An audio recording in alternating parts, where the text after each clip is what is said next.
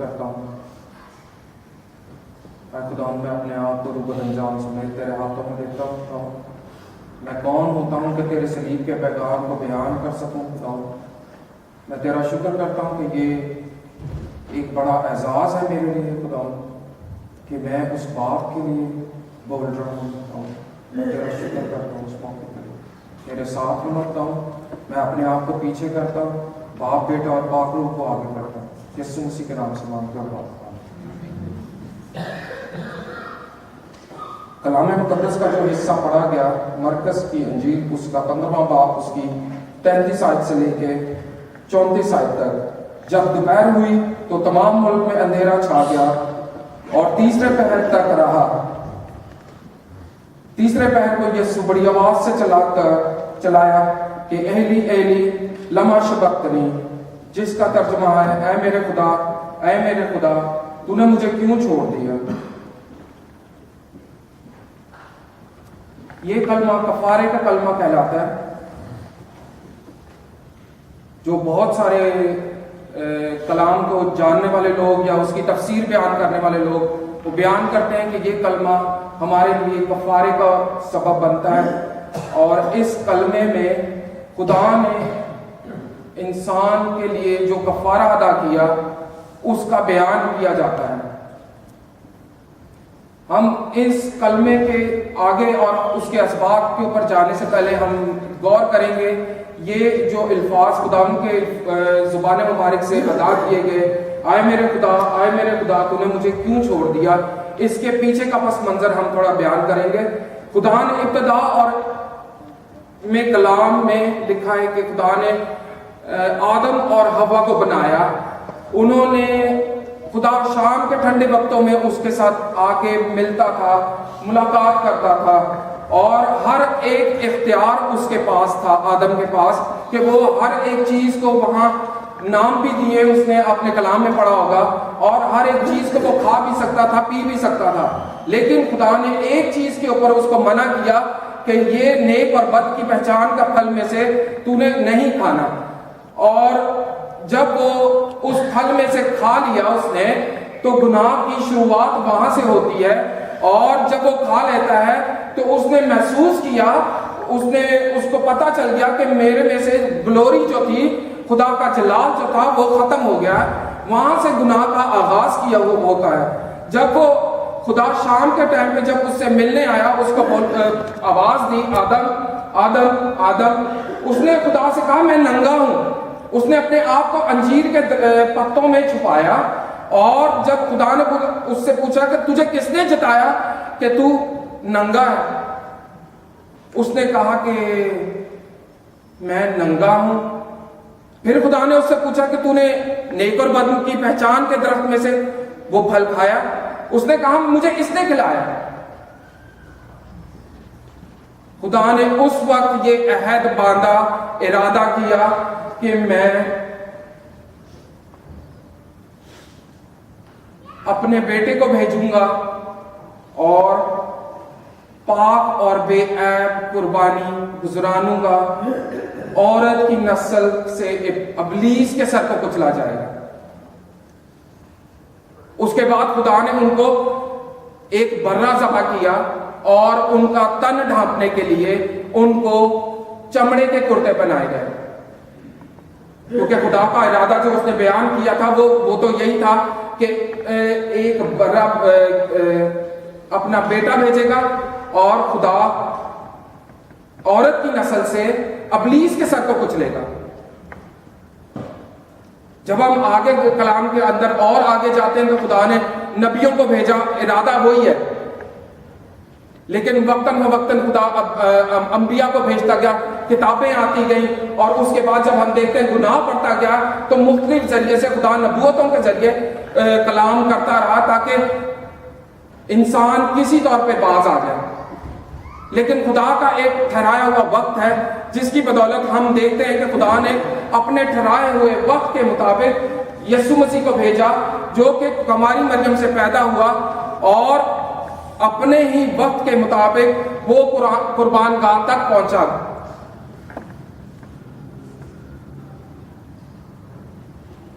بہت سارے لوگ کہتے ہیں کہ یہ سارا کچھ جو پلان تھا یہ کچھ ہے، یہ ابلیس اس میں بہت ساری مداخلت تھی،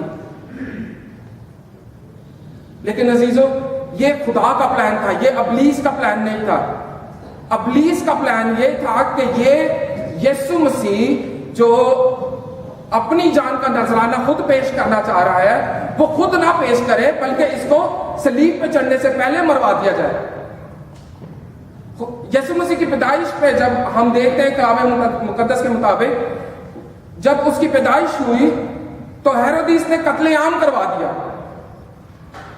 یہ خدا کا پلان نہیں تھا کہ قتل عام ہو، یسوع مسیح کی پیدائش کے بعد فوراً قتل عام شروع ہو جائے۔ یہ ابلیس کا پلان تھا کہ یسوع مسیح اپنی صلیب تک کا سفر نہ ادا کرے، کیونکہ اس سے یہ ہے کہ ہم جو ہیں باپ سے اور ہمارا ملاپ نہ ہو پائے،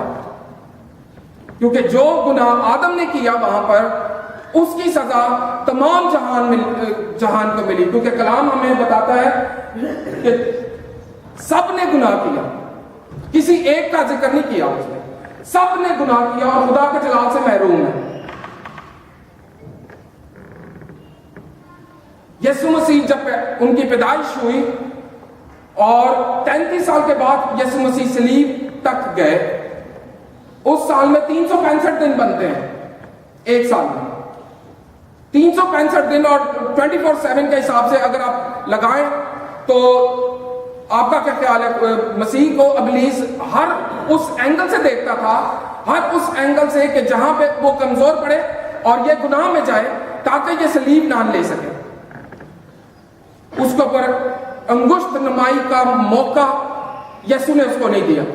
کیونکہ یسوع جب پیدا ہوا تو اس سے پہلے وہ جانتا تھا کہ میرا پلان کیا ہے۔ ہم نارملی جب اپنی جاب کے لیے اپلائی کرتے ہیں تو اس میں جاب ڈسکرپشنز لکھی ہوتی ہے کہ آپ کو یہ کام کرنا ہے، اتنی سیلری آپ کو ملے گی۔ جب ہم اس کی ڈسکرپشنز دیکھتے ہیں تو اس کو اپنی ڈسکرپشنز پتا تھی کہ میں نے یہ کام کرنا ہے اور اس کے بعد میں نے صلیب پر جانا ہے۔ اس کو صلیب کا دکھ کا بھی پتا تھا، اس کے صلیب کا یہ بھی پتا تھا کہ میرے کوڑے پڑیں گے اور مجھے کانٹوں کا تاج بھی دیا جائے گا، اور کانٹوں کے تاج کے علاوہ اس کے اوپر تھپڑ، تھوک، ہر قسم کا دکھ، ہر قسم کا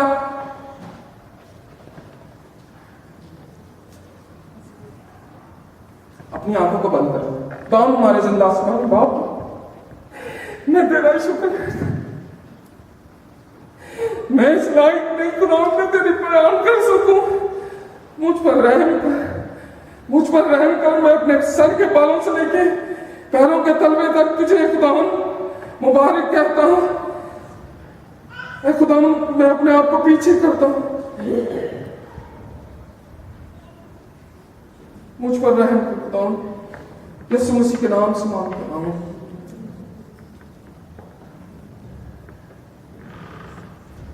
ان سب باتوں کے باوجود خدا نے ہمیں سنبھالا۔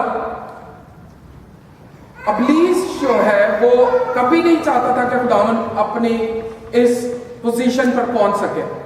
مختلف ذرائع سے ہم جب دیکھتے ہیں کلام کے مطابق خداوند یسوع مسیح کے کلام کے مطابق 3 دفعہ وہ آزمایا جاتا ہے، اونچے پہ لے جایا جاتا ہے جہاں پہ وہ ابلیس اسے ساری دنیا کی شان و شوکت دکھاتا ہے اور اسے کہتا ہے کہ تو ایک دفعہ مجھے سجدہ کر دے، ایزی وے لے لے، کہاں تو دکھ اٹھائے گا، کہاں تو مار کھائے گا اور ہر جگہ تجھے ذلیل ہونا پڑے گا۔ اگر تو یہ کر دیتا ہے، مجھے سجدہ کر دیتا ہے، یہ ساری شان و شوکت تیری ہو جاتی۔ اس کے بعد جب ہم کلام میں دیکھتے ہیں کہ عین فیل کے وقت ایک عورت پکڑی جاتی ہے، یسوع مسیح اس کو بولتا ہے کہ تیرے گناہ معاف ہوئے۔ جو عام لوگ تھے انہوں نے پتھر اٹھائے ہوئے تھے، وہ بولتے تھے اس کے ساتھ اس کو بھی سنسار کیا جائے گا۔ یہ خدا کا پلان نہیں تھا، یہ ابلیس کا پلان تھا کہ اس کو بیفور صلیب کے اس کو پہلے مروا دیا جائے۔ یہ بڑا بھید ہے کہ خداوند ہمارے لیے صلیب پر چڑھ گیا۔ جب وہ چڑھ گیا، کلام مقدس کے مطابق لکھا ہے جب دوپہر کا وقت ہوا، دوپہر ہوئی تو تمام ملک میں اندھیرا چھا گیا اور تیسرے پہر تک رہا، جب خداوند نے ساری ذلت، سارے دکھ، سارا تکلیف برداشت کر کے، لیکن اس کو یہ پتا تھا کہ خدا میرے ساتھ ہے، ہمارا ایک کنیکشن ہے جس کی بدولت خدا جب میں اوپر چڑھ جاؤں گا قربانی کا، میں قربان ہو جاؤں گا، قربان گاہ پہ جب ہم دیکھتے ہیں پرانے احکام پہ کاہن جو ہے وہ خون لے کے جب پاک ترین مقام میں جاتا تھا، تو اسی طرح یسوع مسیح اپنا خون لے کے پاک ترین مقام میں گیا اور دیکھنے کے، میں تھوڑا سا کنفیوز ہو رہا ہوں، یہ میرا پہلا موقع ہے اور میں واقعی اپنے آپ کو بہت نروس محسوس کر رہا ہوں اور میں چاہتا ہوں کہ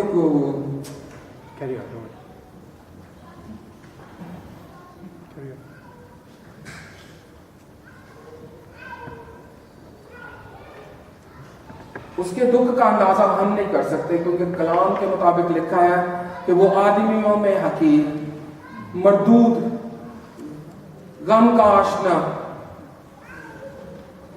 تو بھی اس نے ہمارے لیے مشقتیں اٹھائیں۔ جب اس کا کنیکشن ختم ہو جاتا ہے، اندھیرا چھا جاتا ہے، تب اسے پتا چلتا ہے کہ مجھے میرے باپ نے چھوڑ دیا، کیونکہ خدا جو ہے ایک عظیم ہستی ہے، اس نے دنیا بنائی، اس نے انسان بنائے، ہر ایک چرند پرند، ہر ایک چیز جو اس دنیا میں ہے، خاص زمین کے نیچے ہو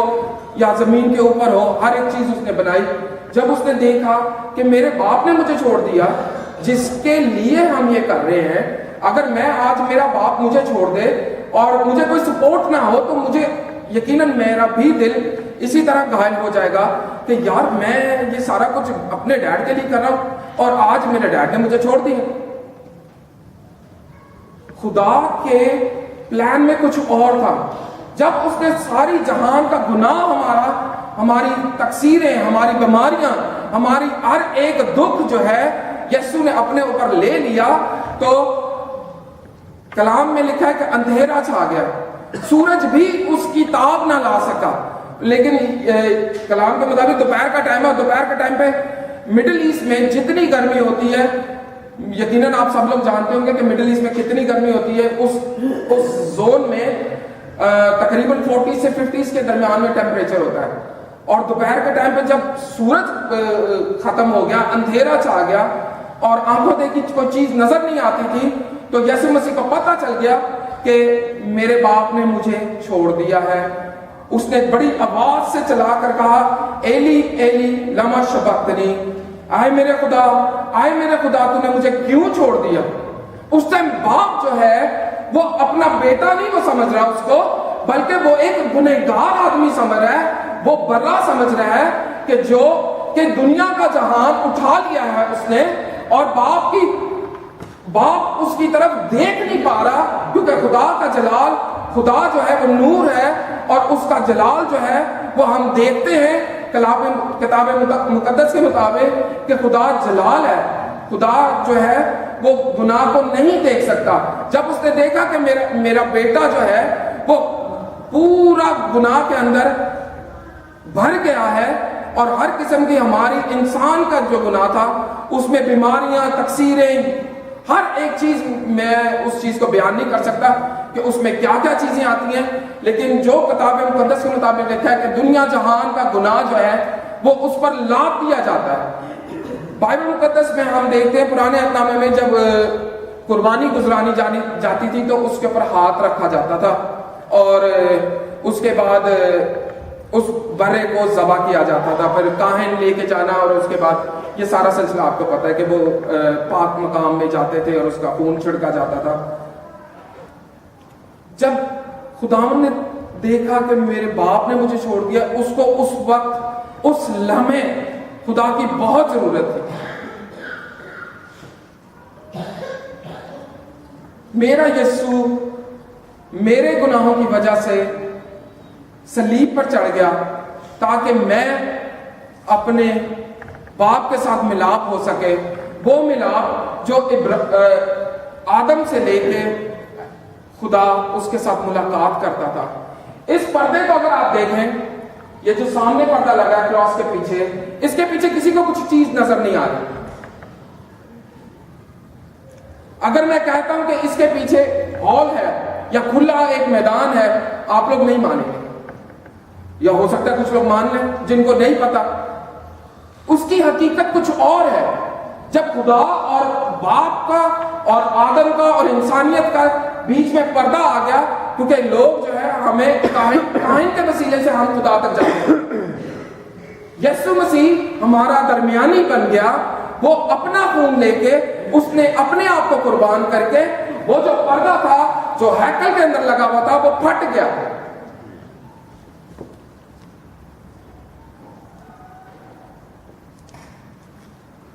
یسوع مسیح نے یہ سارا کچھ میری خاطر سہا تاکہ میں زندگی پاؤں اور کثرت کی زندگی پاؤں. اور کثرت کی زندگی ویسے نہیں ملتی. اس کا مطلب ہے کہ یسوع نے تو سب کے لیے جان دی ہے تو سارے ہی بچ جائیں گے. میرے عزیزو، نہیں، ایسا نہیں. پطرس کی انجیل میں لکھا ہے، میرے ساتھ اگر آپ دیکھیں، پطرس اس کا 2 باب، ان سے کہہ توبہ کرو اور تم میں سے ہر ایک اپنے گناہوں کی معافی کے لیے یسوع مسیح کے نام سے بپتسمہ لے تو تم روح القدس انعام میں پاؤ گے. خدا نے ہمیں راستہ ضرور دکھا دیا. اب یہ کام میرا اور آپ کا ہے کہ آپ کس راستے پہ چلنا چاہتے ہیں، یسوع مسیح کے راستے پہ یا ابلیس کے راستے پہ. ہم ایک دوسرے کو معاف کرنا نہیں چاہتے، ہم ایک دوسرے کو کچھ ہر ایک کے اندر گرج رکھتے ہیں. میں آپ سے التماس کرتا ہوں یسوع مسیح کے نام سے کہ اس صلیب کو جو آج ہم ہر گڈ فرائیڈے کو دیکھتے ہیں، اس کو مناتے ہیں، اس کے اوپر دھیان دیں. سارا سال 365 دن ہم یسوع کی صلیب کے سائے میں رہیں تاکہ ہم پر خدا جو خدا نے ہمارے لیے کام کیا وہ رائے گا نہ جائے. اور صلیب کا پیغام یقیناً ہلاک ہونے والوں کے لیے تو بے وقوفی ہے. یقیناً وہ بولتے ہیں کہ یسوع مسیح تو یہاں سے ہی اٹھا لیا گیا تھا، لیکن ہم نجات پانے والوں کے لیے خدا کی قدرت ہے. یسوع مسیح کے نام میں آپ سے